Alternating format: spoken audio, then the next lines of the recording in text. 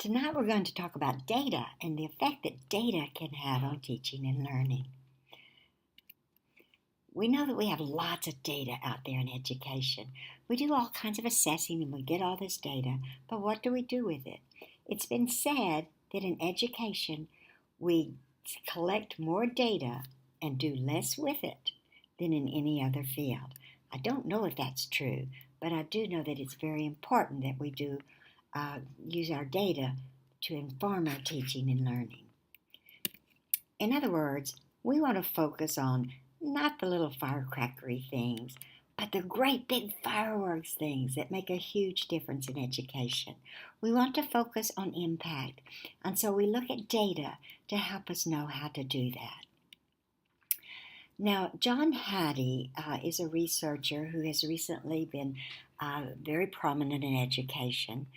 Hattie realized we had all of this research out there, and he began to collect huge amounts of educational research studies and put them into groups according to their subject area. And then he did meta-analyses on studies that had to do with the same factor in education. Now, meta-analysis is simply a statistical procedure that allows a researcher to kind of average the results of different kinds of study. And so you can put studies together and find the average impact or the average result of those studies. And that's what Hattie did. Originally, he took over 50,000 individual studies involving over 250 million students and came up with 800 meta-analyses of educational factors. Since then, he's done many more, but the results tend to be very consistent about what has an impact in education. Now, the figure that Hattie used is something called effect size. It's a statistical measure that looks at not just whether or not a treatment had some effect on student achievement, but how strong that effect was. In other words, doing something in a research study and finding out it changed things, that's important. But the question is, how much did it change things? How strong was the result, the effect of that change that you made? So, for example, Hattie was specifically looking at student achievement. So when you change something in the classroom, when you use a specific instructional strategy or some other factor in education, Hattie was asking the question, if it makes a difference, how much of a difference does it make? He found 196 factors that he thought were important, and he listed them from the strongest on down in order. And that's the Hattie's list that you have on your website. Now, if we average everything we do in education, the good news is that almost everything has a positive effect. When you try to help students, it tends to help them. But if we tried everything we try in education, the average is about 0.40 impact factor.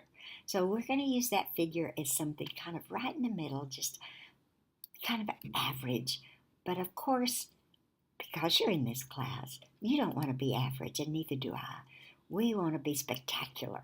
And so we want to be down there in those green figures where where we have a huge impact on whether or not students are achieving. So we want to look at things above 0.4. Now, let's look at some things. See if they make a difference. What about the structure of schools or classes? Ooh, a 0.10. It makes a difference, but almost none at all. The attributes of the student, whether they're male or female, black or white, fat or thin, whatever, the effect size is almost non-existent. It really doesn't matter. Deep programs where you focus on just the highest level of knowledge and skills. Again, it makes a difference, but not that much. Teaching, test taking, and coaching, that's very big in the United States these days because our tests are so high stakes and matter so much to the government. It makes a difference, but a 0.27 when the average of everything we do is 0.4, which is almost twice that much. So, again, this is where all that stuff is. This is where we want to be. So what is that dynamite difference? The difference that's down there in the green? Well, a lot of factors in the quality of the teacher are down there. Teacher credibility, whether your students believe in you, whether they trust you to teach them and help them achieve. Wow, 0.90, that's huge. That makes a huge difference in whether or not the students actually achieve. Teacher-student relationships, which is very similar, 0.72, very, very strong. Classroom management, can you keep the class under control? Are you using good organization strategies in the classroom? 0.52, way above that normal 0.40.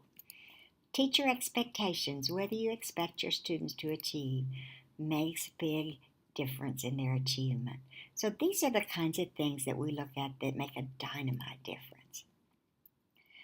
Teacher clarity. I love that one because that's just what we're talking about. That's a good instructional design. That's a teacher who makes instruction nice and clear, who's done the planning that we're focusing on in this class. And the effect size is 0.75. Very, very strong. It makes a difference if your lessons are well planned.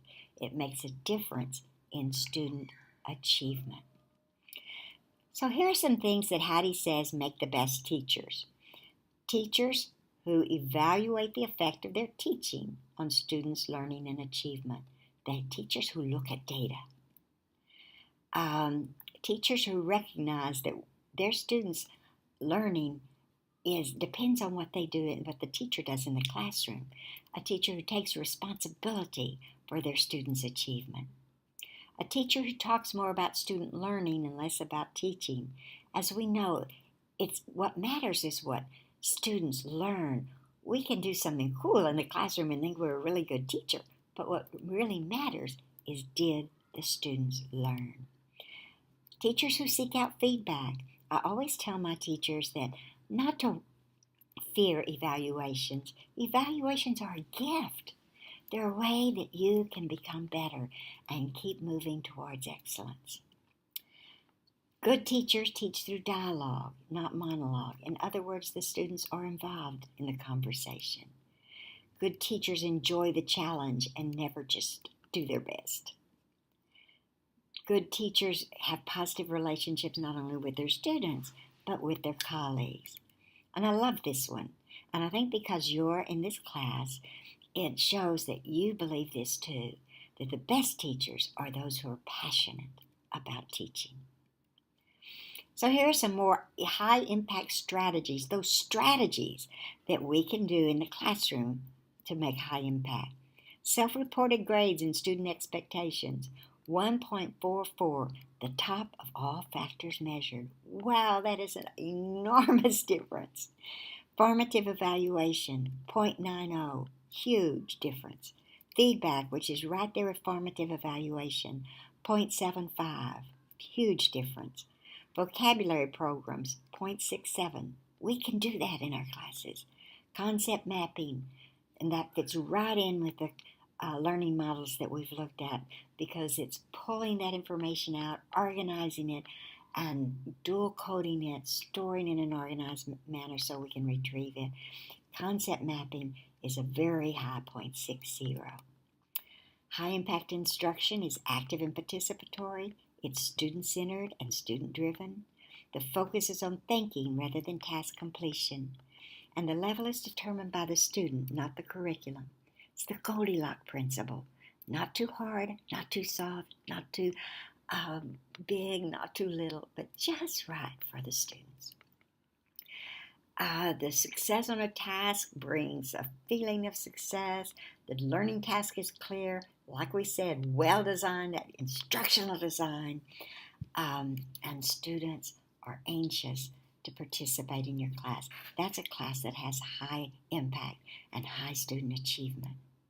Now, something that's important to know is that Sometimes we think that we only should teach the higher level skills, but the truth is students need foundational skills too. Here are some foundational skills that, like vocabulary programs, 0.67, direct instruction, that's like what I'm doing now, that's lecturing, 0.59, phonics, 0.54, mnemonics, helping students memorize, 0.45. Students need that foundational knowledge so that they can use it in deep conceptual understanding. Classroom discussion, 0.82. But of course they have to know something have to have some knowledge level before they can participate in classroom discussions. Concept mapping, and we've talked about that, 0.60. Organizing and transforming class notes. I love this one, 0.85. Taking class notes is important, but if we can bring them back into working memory, organize them, and restore them, look how high that impact is. Look how much effect that has on student achievement. So it's important for teachers to realize that students need knowledge at all the levels of Bloom's taxonomy, and that we need to focus on the instructional strategies that best teach that knowledge at whatever level it's required to be demonstrated. We want to be dynamite teachers. We don't want to be average. We want to use those instructional strategies that have been demonstrated by thousands of studies to have the highest effect on student achievement.